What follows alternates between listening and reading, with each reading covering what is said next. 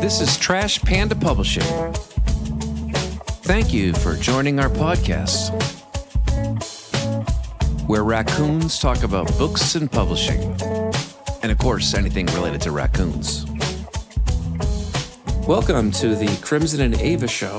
Actually, no, that's too early. This is the Trash Panda Publishing Show. I'm David James. I'm Lulu Smyles. And we have our special guest with us, who is drinking right now, right when it was time to introduce. Sorry. I'm Mercy. Mercy was with us a couple of shows ago as a special guest, and now she is going to be with us for the entire show. Three hosts or three co-hosts. What do you say that? A trifecta host? A tri-host? I don't know. Tri-host. We're a tri-host. We're like a cyclops. That's not right. We're a hydra. A hydra with multiple heads? Yeah, hydras. There we go. There's three of us. Today, we're not reading a book today, although we may do a poem. I have a couple of books here. One is Edgar Allan Poe. We also have Emily Dickinson. And I think I had shared before with Lulu from the Smothers Brothers. Tommy Smothers, totally butchering the English language, he would call someone who wrote a poem a poemist, not a poet. So we may study a poemist later today. I'm sorry, I'm butchering the English language, but I'm doing that on purpose. What we're going to start with, actually, let's do the cards first. Let's do one card each. Then we're going to talk about online stuff. Yes, I know Billy fell down a well. Can you hear the dog? Yeah. Yeah. All right, so for those of you who are listening, obviously can't see what we see. I have these cards here. They're like discussion cards, and I'm going to just randomly pull one. Let's see. Who has a dice? Mercy, do you have a dice in front of you? You're a dungeon master, so I'm going to pick. Well, I'm going to pick a number. You have a 20-sider? Okay, I'm going to say 12. And Lulu, you pick a number 4. as well. Any between 4. Okay, and she'll roll. Whichever number is closer to our number, that's whose card is who's gonna get it. 9. Isn't that directly between 12 and 4? You gotta roll again. 8. That would be... That's the same. Have to roll it again. Same. I gotta roll again. This is probably the worst way to figure out who gets a card. Okay. All right, 6. that would be Lulu. All right, so do you want the pink box or the green box? The green box. All right. Who is your oldest friend, and how did you meet them? My oldest friend. Like somebody that I still talk to say- today? Well, oldest could be how old, person who's age, or also the length of the relationship. Depends how you define oldest. Right. So, my oldest friend, her name is Bianca. She lives in Hawaii. I have known her since 2006. So 20 years? Yeah, it's like 20 years. And did you meet her Yes, in Hawaii? I did. So are you from No, Hawaii? but I moved to Hawaii in February of 2006, and I lived there for 10 years. Why did you leave? It was so complicated. It was we had actually moved on and off the island a few times in that period of time, and the last time I had lived there was we had moved back right before my husband passed away, and then I just couldn't be on the island anymore, so just Understandable. it was at that time it was just too much. So yes, I met her in 2006.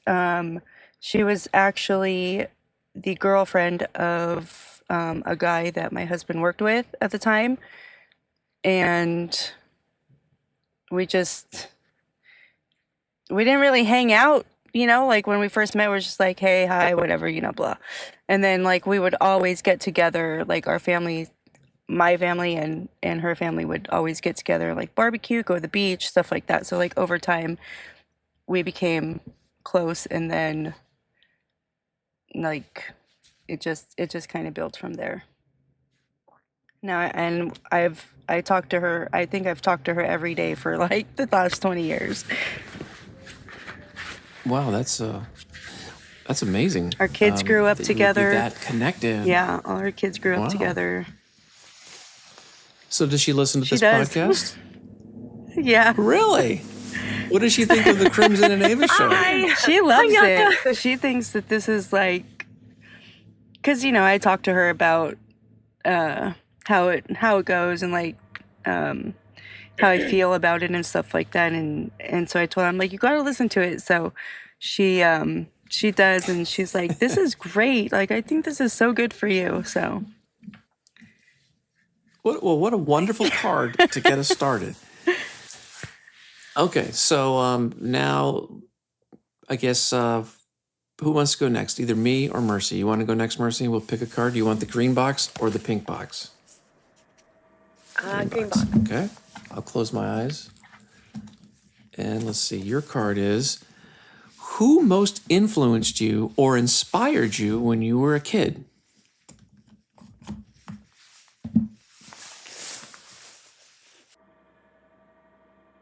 That's a rough one. My uncle Joseph. I called him my Uncle Joseph, actually. I think his name in my phone is still Uncle Joseph, actually, and I am 29 years old. I don't talk to him anymore. We have no relationship now, but he was probably like, I was his biggest fan growing up, because while I'm a first generation college student, so was he. He was like doing it, like he was doing so much better than everybody else. And that he was also the only one that like ever paid attention to me. So it was like someone I knew that I could like have a relationship with. Oh, that's cool. Anything more you want to share there? If not, I used okay, to go ahead. sit. I used to sit at the bottom of the stairs at my grandma's house while because his bedroom was upstairs. So anytime we went to my grandma's, I would sit at the like foot of the stairs and just wait and be like, "Can I come up yet?" And we'd play Mario Kart, and he'd kick my ass every That's time. funny. It's funny the things that we do remember about people. All right, I'm going to go with the pink box, and you guys tell me when to stop. stop. All right, this card. Who lives in a way that makes you... All right, what? I got to put my glasses on. Who lives in a way that makes you think, quote, I want to be more like that? Well, that's an interesting question.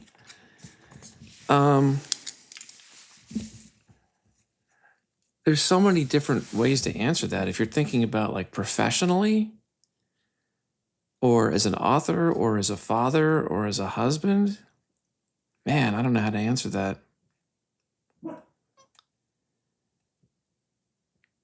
I really don't. Because I don't want to go super personal on here and get myself divorced. I'll keep it at a higher level. I guess from an author perspective, I wish that I could be more like Stephen King. And what I mean by that is I don't mean selling 1 million books. That man, if you've ever read his book called Stephen King on Writing, he has a book that basically he talks about his writing process.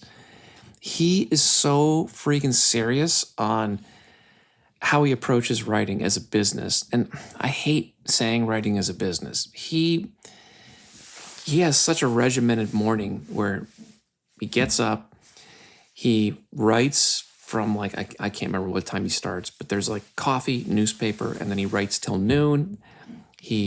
Then he does correspondence, like his business stuff, answers emails, talk to his agent. And then he writes again in the afternoon.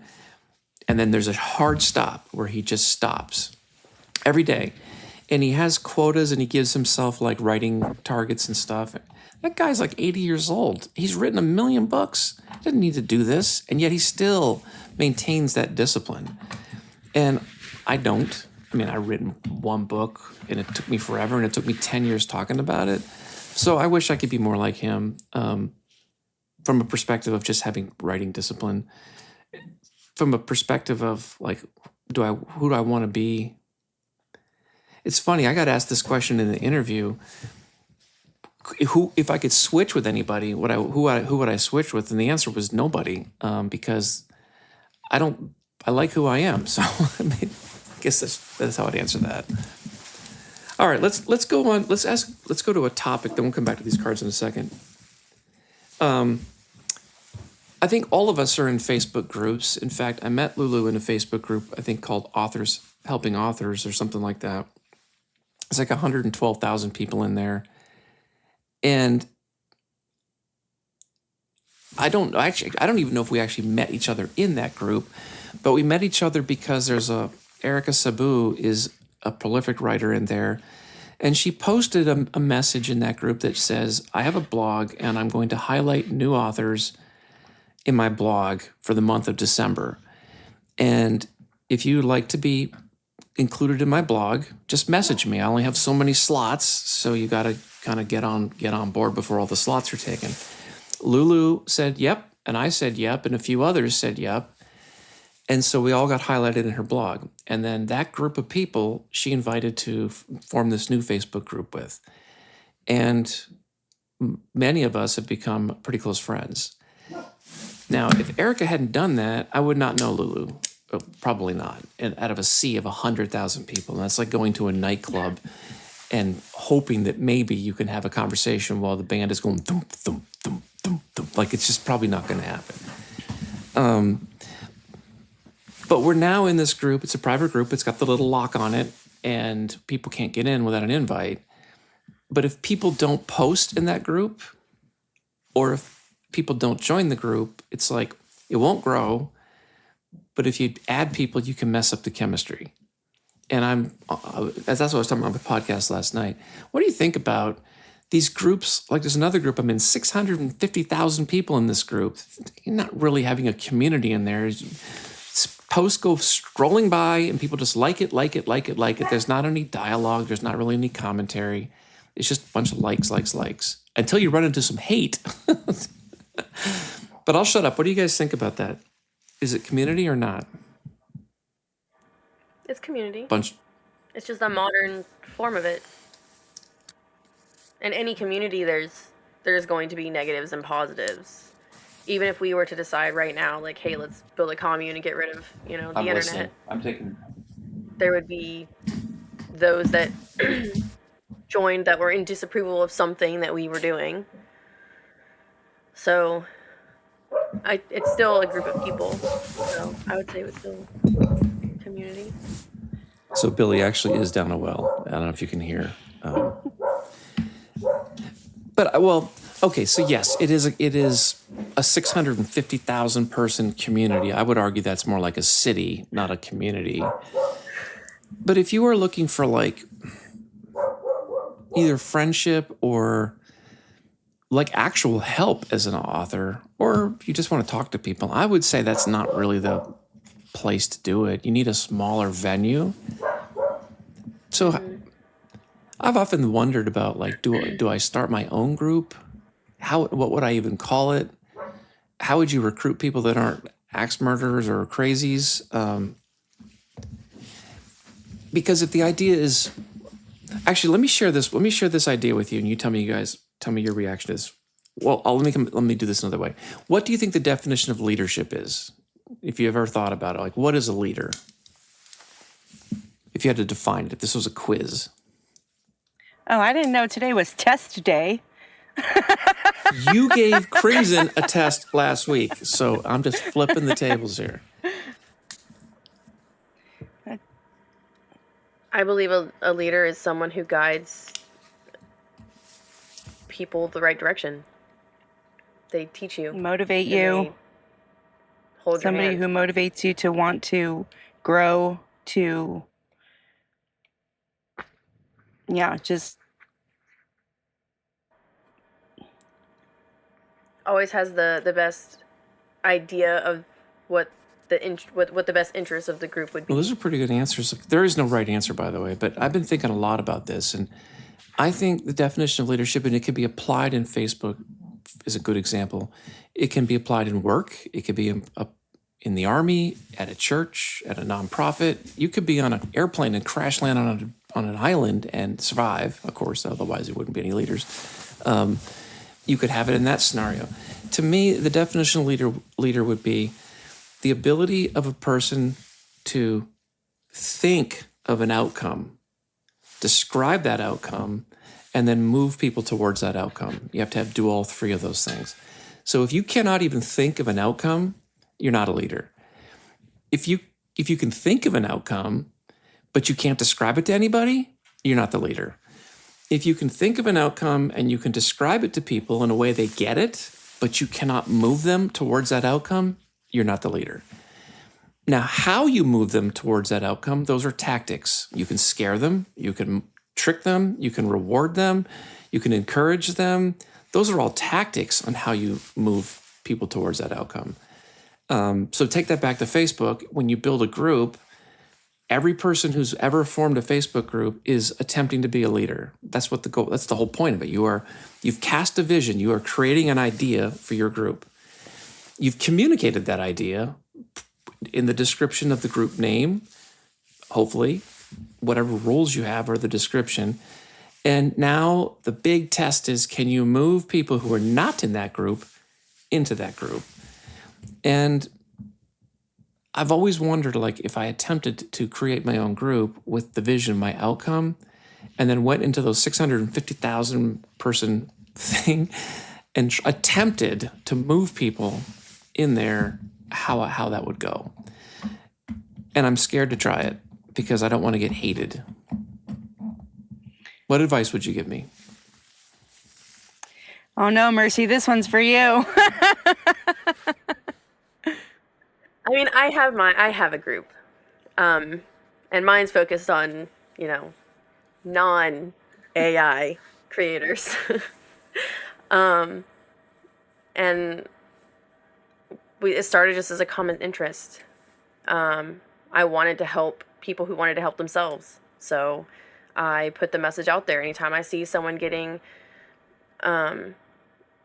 bashed on for defending human-created work, and the AI pushers are calling us hateful, I'm like, hey, why don't you just come join my group? We don't allow that here. And I try to post advice, and I try to post engaging things, trying to get people to write together, to give ideas, to encourage each other. A lot of them I have not worked with personally, but I do try to give them the advice that I would give my clients here and there. I'm thinking about doing it, but I don't want to limit it to writing because I'm already in. Mine's not supposed to be. I'm already in writing groups. I'm in yours, and I'm also in the other one. But we tried to do a shared story in this other group, and let's see, has anyone even posted in this thing in a while? Nope, I was the last one who posted, and the story died. What do you guys get out of being in Facebook groups, if anything? Networking. I would have never met you for this. The same group that you guys met in is how I can't Christina. remember her name. I'm sorry. Yeah, how she found me, and I read her book, and she purchased clips and stuff for me, and then she had messaged me and was like, "Can I share your information?" And I was like, "Yeah, of course."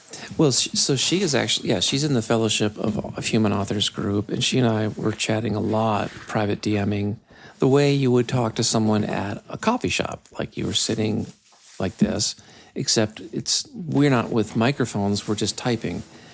And over the holidays, I talked a lot with her about, I had just launched my book, and both of us were new at this and nervous about book launching and sharing ideas about ads on Facebook. And anyway, she told me that she was trying to get a bookstagrammer, which is what I call people who talk about books on stream.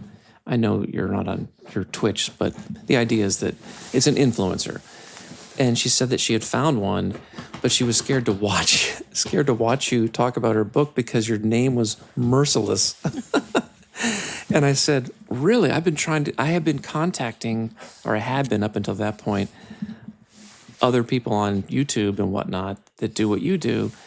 I've just been reaching out to them and no one would even respond to me.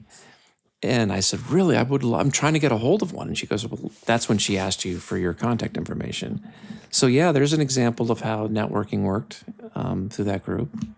And look, that made all three. And look at it. Look at it. Yeah. What about you, Lulu? Well, you know me, I don't really do that much on social media. So being a part of the authors groups, like when I first published the book, it was kind of, I just joined ones, like I didn't look at how many people were in the groups. I just kind of joined ones that seemed interesting, mostly to kind of learn more about the whole self-publishing thing, and hopefully also find some, people to connect with and stuff like that. And as far as like responding or, like I'm literally on my phone all the time, sadly. But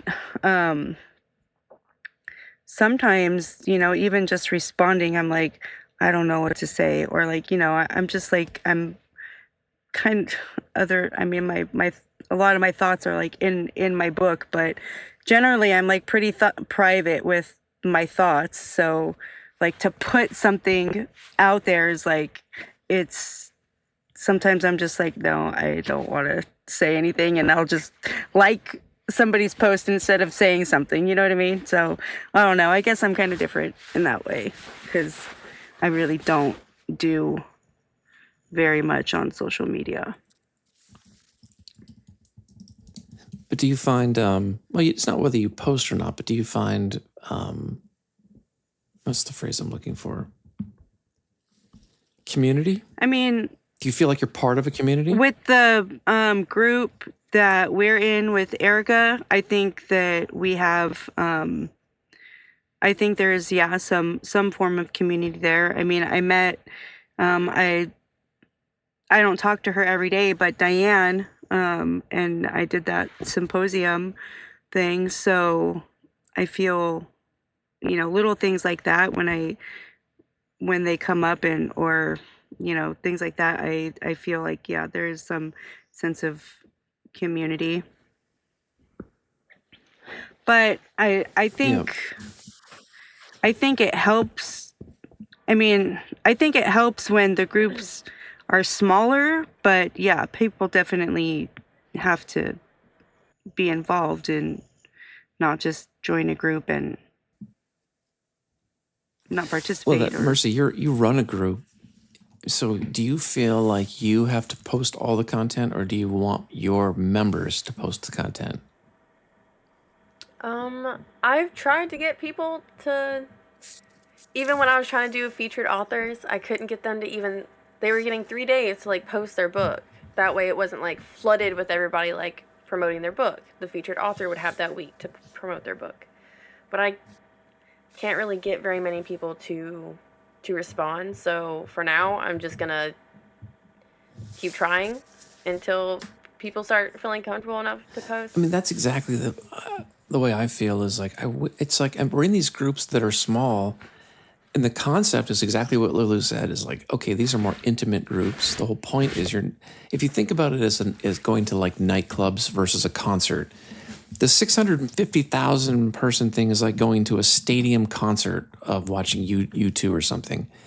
You're not there to talk to anybody. You're watching something happen, which is people posting scrolls or posting their book covers constantly. If you want to talk, you're going to need to be in a smaller forum, one of these small groups. But if people aren't posting and there isn't any kind of dialogue, then it's no different than going to one of those middle school dances where people just hug the wall. And it's like, I post a lot, but I can't be, it looks weird when one person does all the posting, particularly if you're the owner of the group. then it looks like, I don't know, almost not desperate, but it looks forced. I was accused of my group being a sales heavy area, but I don't sell anything on there. So Yeah, and so in our group, we have to, the one thing that we're on guard of, and it's me mostly, is like not to post anything that comes across like bragging. Because if you're having success with your book and someone else isn't, you don't want to like make anyone feel bad. So I have to be super careful about not posting in that group anything about book awards or star ratings or whatever. I post anything related to that I do on my personal page, not in that group. instead of doing it in a bragging way, you could do it in a learning way. Like, this are the steps that I took, and this is how I, this is how I put myself out there. I think a lot of times, DJ, at least like when you started getting the awards, like you were doing that a lot. You were saying like, this is what I did. This is how I did it. Not necessarily you have to go out and do this too if this is what you want. But I think when you first started posting a lot of that stuff like that, that was your focus, was to let people know that these are things that are out there. And if this is your goal, these are maybe some resources that you could use to reach that goal. Yeah, I definitely do, like how to do Facebook advertising. Like a lot of people had never done it, so I walked people through how I was doing it and how it compared to Amazon ads and how to design ads that actually got clicks.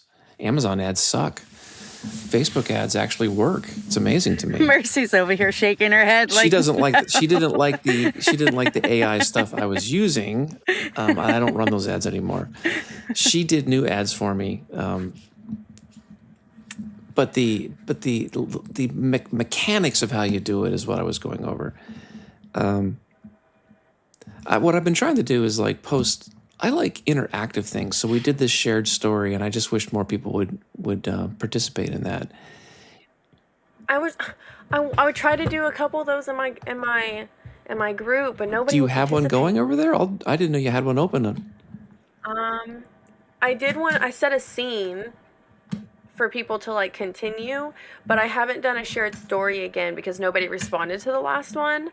But if you would like to post one, or I can post one, we could totally add. I'll do it if you want. one. I'll put another Google Doc up there and put the shared link, and you can pin it. And just like I'm doing in the other group, and people can just add to it. I love doing that. So, how it's does improv. it? It's written improv. So, like, because I know the story, like, I know that the story was going, but then, like, I forget sometimes to just, because it gets lost, like, in the feed or whatever, you know. It's a pinned story. So, well, let me show you. I'll share my screen, and no people on the podcast can't see this. I'll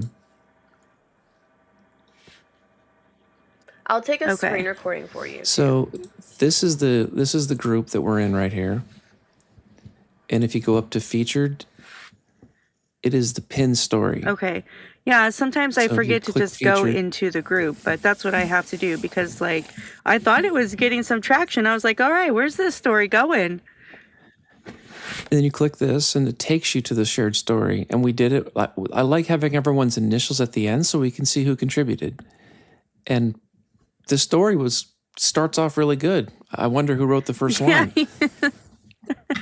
That's what I'm saying. Like, it's starting off good. Like, it's going somewhere.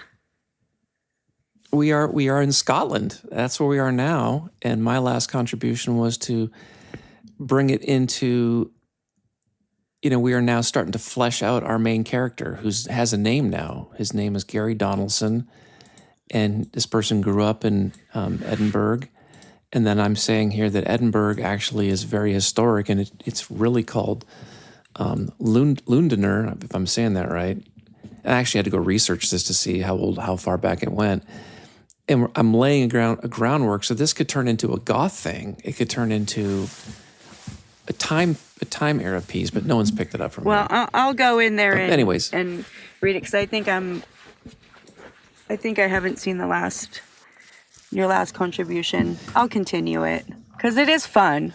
But that's the kind of stuff where you're limited in Facebook from not everyone's online at the same time, so you can't always expect people to do like this.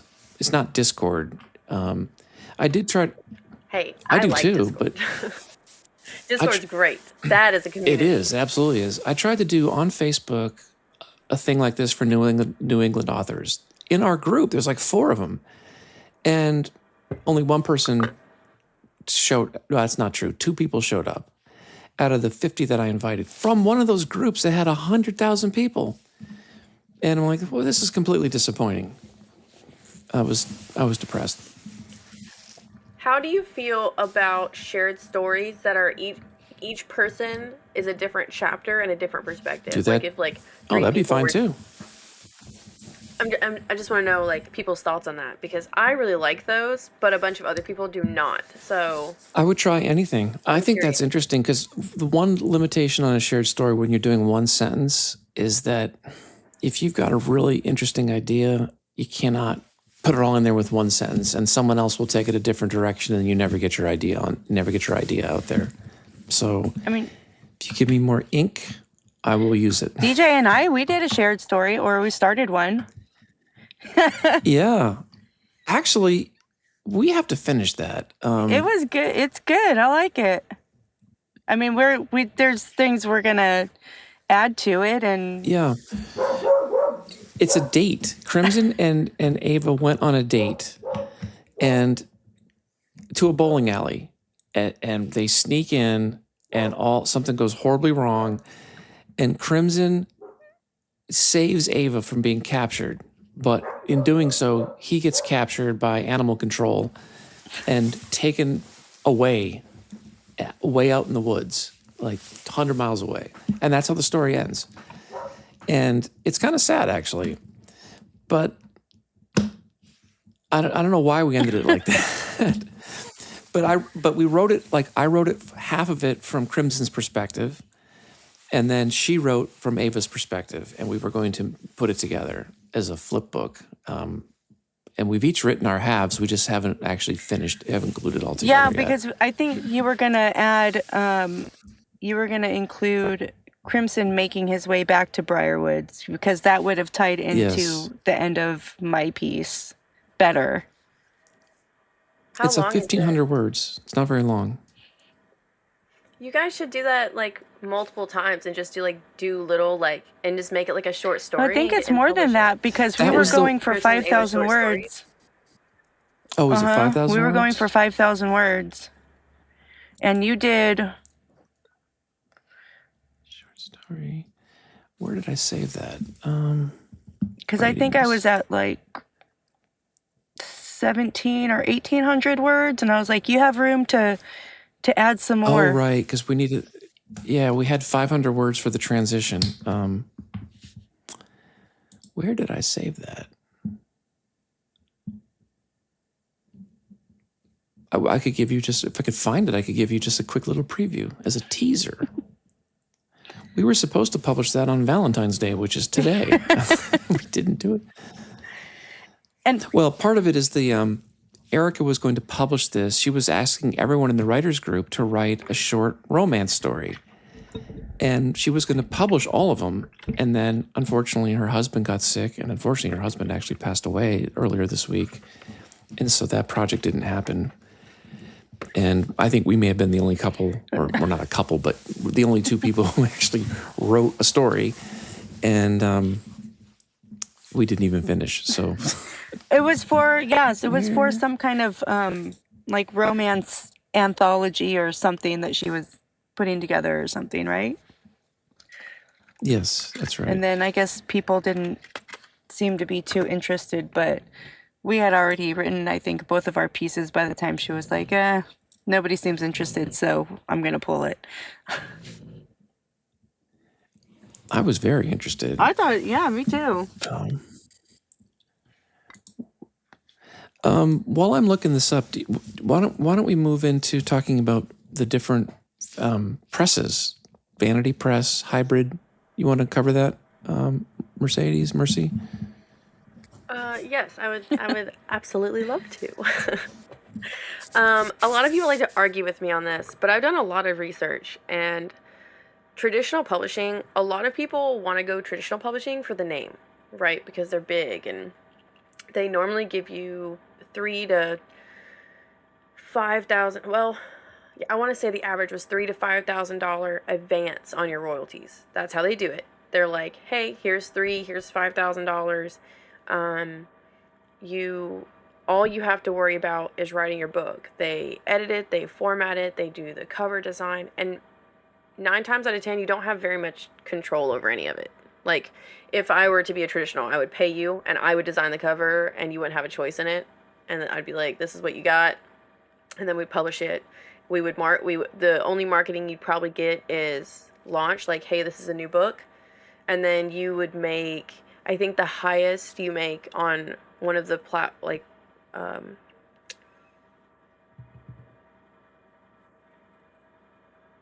ebook, print, or hardback, like format. That was the word I was looking for. Format, I think, is like 25%, and they take anywhere up to 90% of your royalties, if not higher. Now, a vanity press will want you to pay $3,000, $4,000, $5,000. So I've seen them want like $10,000 up front for this, and then they say that they're going to do all of the things that traditional and hybrid do, but they don't do any of it. They do a quick, crappy cover, usually AI, and they give it to you. They do pretty much no marketing. They put their name on it as a publisher, publish it, and then leave you hanging. From from all the reviews I've seen, all the things I've looked at, they don't really follow through on anything. Well, I can tell you, I can confirm that. So when I started my novel outlining, I was Googling publishers, and I went to, I think it's Query. What's the name of that website?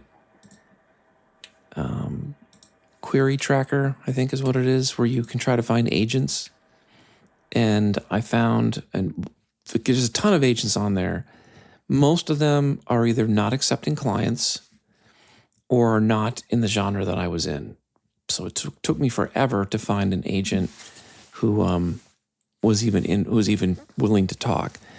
And I talked to this agent, and they agreed to take me on to try to pitch the book to traditional publishing. And that went nowhere. Nothing happened. I didn't even get rejection letters. And now, I paid that agent a small fee, and then I ended up suing that agent and getting the money back because I don't think they did anything, which is why I don't.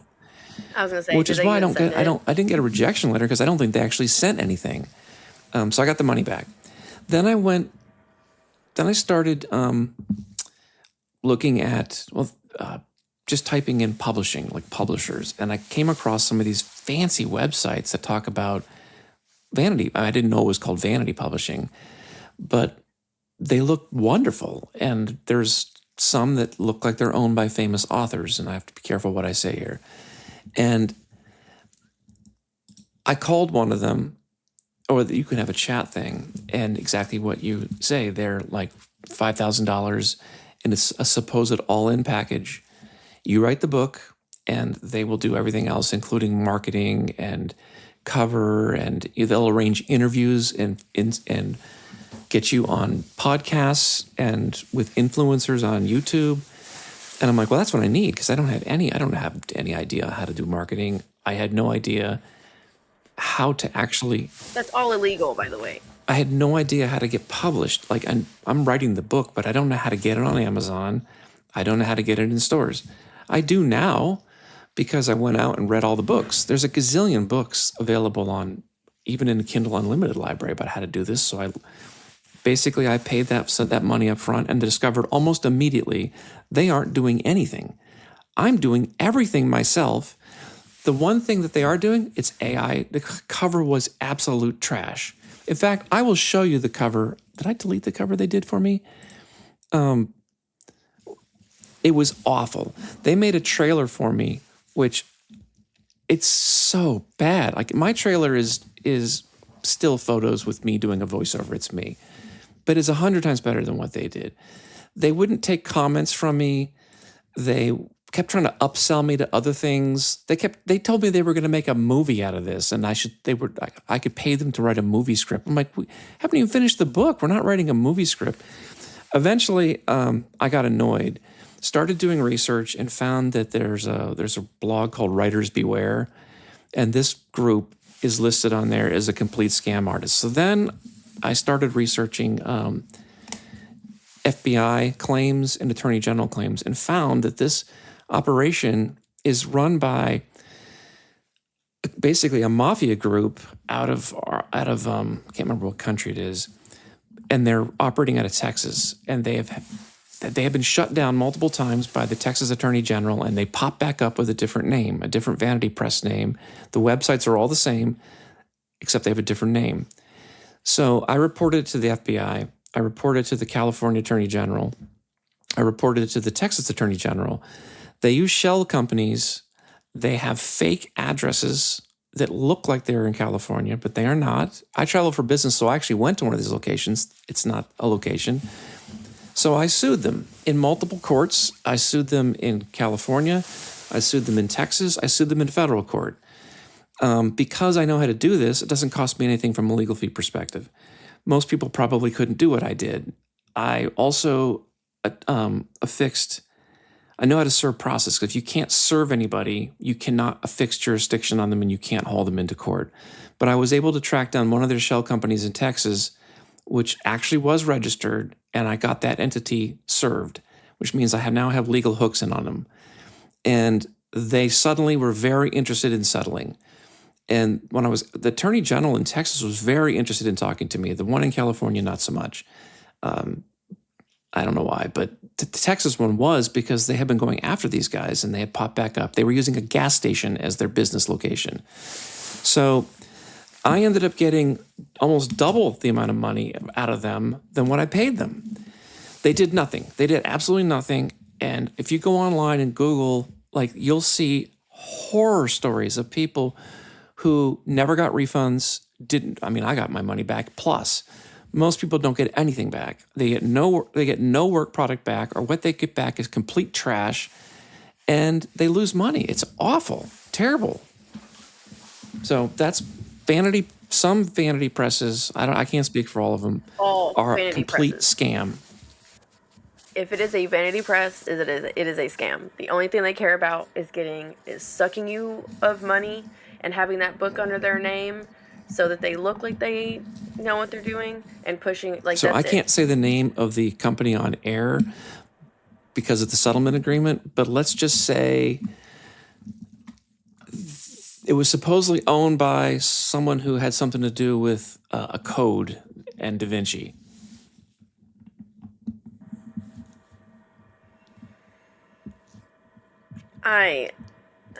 Vanity presses make hybrid presses look really, or hybrid publishing look so bad. Sorry, go ahead. No, please, I was about to say something that will breach my confidentiality agreement, so I got to stop myself.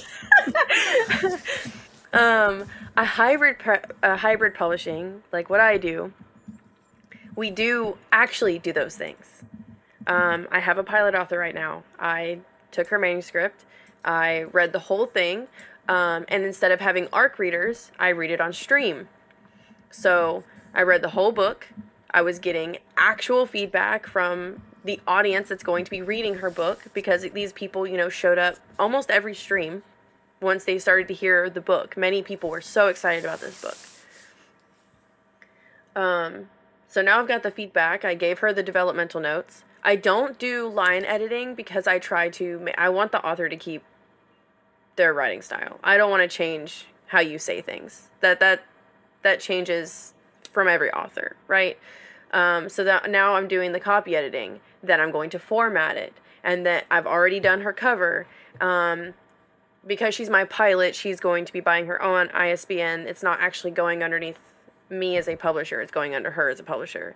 But I'm also going to be doing marketing for her. I coached her on getting her author page. I told her what kind of content to be posting. I think her author page is now up to almost 50 people, and we haven't even pushed pre-orders yet. So I'm about to start walking her through doing it on TikTok or Instagram. And then once we have her book out for pre-order, we'll do pre-order push. We will talk about it on a podcast. I will make her some static ads to post across social media, and we'll kind of push the pre-orders. And then once it's after pre-orders, we will push post-launch marketing to be like, new book out now. And that I take the risk. We both, okay, so with a hybrid publishing, we both are putting in the risk, right? So you put in amount of money up front, which mine is much cheaper than average. So I look scammy because my prices are so low, is what I've been told. But I do that because so many people are getting scammed, and I don't want to come off as a scammer and be worth, asking you for $5,000. I think that's crazy. So you have to put so much money up front to cover the amount of time that I'm going to, because it's just me, and I'm going to put in all of my time and all of that love into your book and actually give you what I promised. But I'm not going to give you empty promises like a Vanity Press. A Vanity Press is going to say, I can make you a bestseller. No marketer and no publisher can promise you that you will be a bestseller. If they are telling you that, they are a scammer. They told me that. They also promised me that I would sell 4,000 books within the first year, and if not, they would give me my money back. 4,000 books, by the way, 5,000 books theoretically is the minimum to become a bestseller in the New York New York Times. The fact that they promised that, no one can promise that. Can't guarantee that anyone's going to buy your book. There's no guarantee of that. They gas you up. They, stupid me. And I'm a lawyer. I should not have fallen for this. I should have fact-checked it before I signed on. Luckily, I was able to get out. But they have celebrities on their webpage illegally. They were using people's images and author quotes from actual best-selling authors that were not real. I mean, the people were real, but they had not actually said those quotes. And they hadn't used these services. They were literally just taking famous authors and illegally using them on their website to advertise. That's what the attorney generals are going after them for, among other things, including money laundering. No way. Not using a gas station as I wouldn't guess money laundering. Oh, man. And so meanwhile, in the middle of all that stress, I'm writing A Scholar's Wish. It's funny. It didn't actually impact the story. It's funny looking back at that. I was so angry because I felt so taken advantage of. And almost embarrassed because at the time, I didn't know if I was going to be successful in these lawsuits. I didn't know if I could even actually serve process on anybody because they were so elusive. And if you don't have the capability of representing yourself in court, like you're out of luck. There's no way you would have been able. No lawyer would take those kind of cases, by the way, because there's not really a high successful chance of winning. And unless you're going to pay a lawyer by the hour, you would go bankrupt trying to pursue these clowns. But because I have a law degree, and I told them I was still talking to them on the phone while I was suing them, and they were still trying to sell me things while I'm suing them. They were saying to me if I dropped the lawsuit, they would give me my second book free.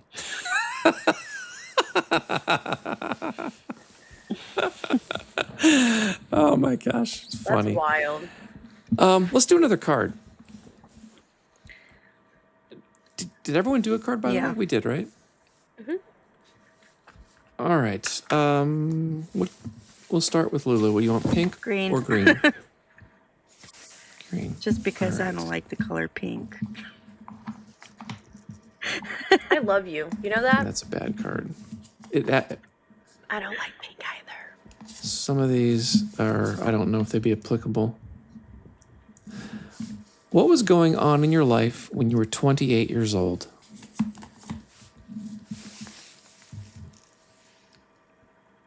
God, what year was that? I'm asking you like you know. Well, you probably don't want to say that on the air. Let's see, 28. Okay, that was.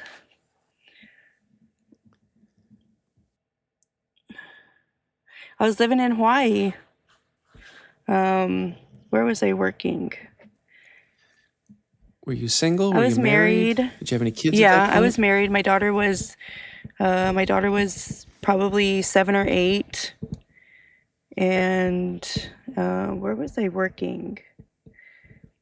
I think Which island on the were Big you on? Island. Is that the one that has It's- the Pearl no, Harbor? that's Oahu. The Big Oh. Island is, when you look at the map of Hawaii, it's the biggest island. Is it really called the Big It Island? is called the Big Island. Or the island of Hawaii. I've only been to Hawaii once. For the listeners who can't see him, he shook his head when he asked I went that to question. Maui. I've only been to Maui, so I don't know about the other islands. Yeah, if you look at the map of Hawaii, it's the biggest island at the bottom of the island chain. Going to the beach a lot. I think in 2008, we were talking about or setting up opening a business, which we did end up doing. I think in 2008. No, that was 2009. We eventually bought a hot dog cart, which was really cool for a while. And I was working. I think I was working at one of the elementary schools, and my husband at the time was a chef. That was his career, and just raising our daughter.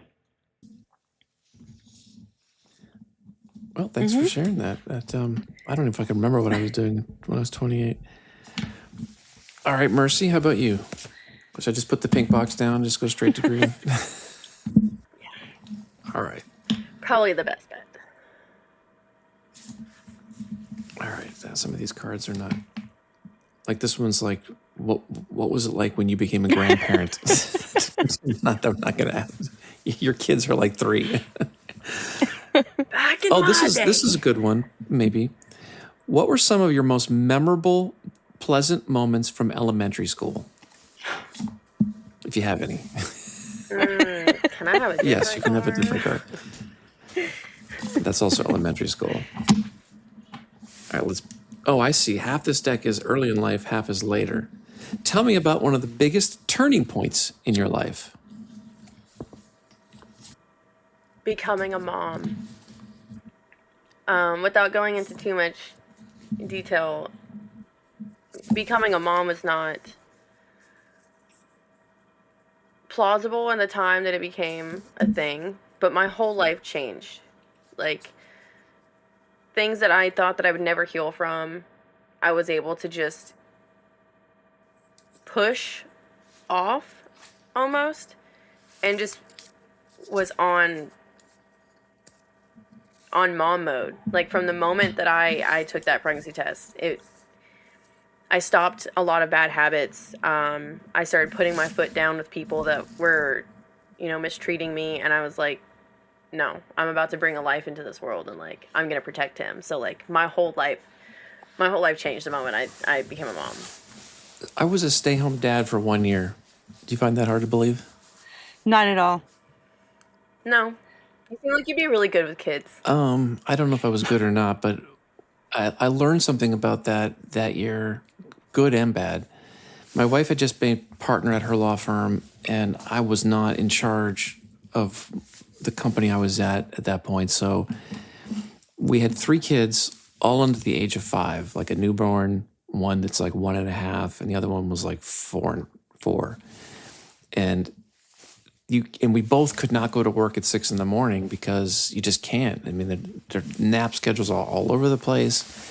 And even if you could take them to daycare, it just would cost a ton. It's just cost a ton. I'm a lawyer and I still couldn't probably afford that. So anyways, we decided that I was going to stay home, and I quit my law job. And it was fun. I did the library thing, take the kids to the zoo, do the play date thing. But the circuit that I was in, which is basically stay-at-home moms, there was no other guys involved in that. I felt like an outsider. I was never they were friendly to me, but I was never welcomed into that circle. So you're at a playground, and all the women are talking close, like they're friends. They say hello to me, but I'm not part of that. I was complete outsider. And I've never felt more alone in my life being around people than in that environment. It was like one of the most discouraging things I've ever had. And I'd have to say I wasn't discriminated against, but I bet you it's probably the closest thing I'll ever experience to what like an African American might feel like in an all-white school where they have nothing, no one is connecting with them, and they feel completely alone in a sea of people. I've felt that in that environment. That's the negative of being the stay-home dad. The part with the kids was great. To be able to spend that much time with them when they were little was pretty cool. But then I was losing my mind because when my wife would get home, and I just would talk her ear off because I needed to talk to an adult. This is before social media and before cell phones, so you couldn't text people. There was no other way. You couldn't be on the playground on Facebook because that didn't exist back then. Anyways, that... Imagine, my youngest is 3, my oldest is 6. I have been away from my oldest twice in his lifetime. One, I let him stay with my mom and my stepdad for Thanksgiving for 2 nights when he was a year old. And then my youngest, I let him and his brother go to my friend's house for 1 night. And it wasn't even maybe 24 hours that I was away from them. Other than that, I have been with them every moment of every day since they were born. You will appreciate this. I'm sorry, Lulu probably will as well. I'm the stay-home dad, okay? I'm supposed to be in charge here. Now, we have nap times because those kids were young. I got a newborn, a 1.5-year-old, and a 4.5-year-old. You still have nap times, but they're not the same nap times. They don't line up perfectly. But there was one... Your kid took a nap at 4? Both of my kids stopped at 2. Well, you're about to find out in the story. Well, the answer to that is no. So I put the other 2 down, and I tell my oldest, please just go in your room and be quiet, read a book. You don't have to sleep, but just stay in there. You cannot make a lot of noise because your brother and your sister are actually taking naps. And so I lay on the couch in the living room, and I go to sleep. I don't intend to do this, but I sleep. I wake up, and in the kitchen is the oldest on a stool, drawing on the wall with Sharpie markers. Sharpies, not crayons or pencils, Sharpies, which do not come off. And this is must have been 10:30 in the morning. And I'm like, I think I'm going to get divorced. My wife is going to be like, you had one job to stay awake and watch our kids, and they're drawing on the walls with Sharpies? What's wrong with you? So I had to get everybody up out of bed, go. Luckily, our kitchen was really small, 8x8 kitchen, and the wall size was 2-foot wall. I could paint this. So I go to Lowe's with the kids, get there. I live in where it's close. I get all this painting stuff, and I paint the kitchen before my wife gets home. She probably will never listen to this podcast, so she probably doesn't know the story. But I just told her. You never told her? I just told her I decided to repaint the kitchen.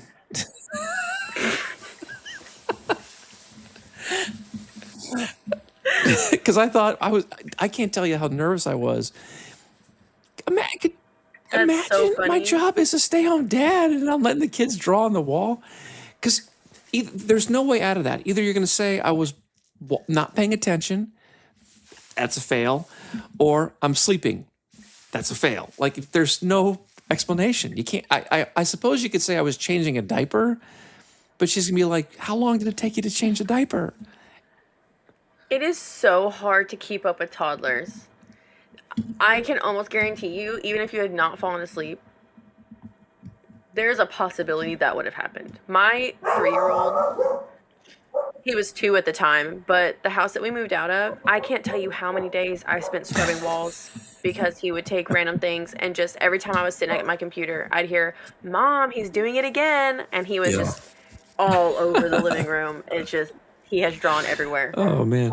Well, we've been recording for an hour. Welcome to the Crimson and Ava Show, starring Crimson Jack Acorn III and Ava Honeysuckle. Today, Crimson is going to enter Mr. McGregor's garden to get a snack.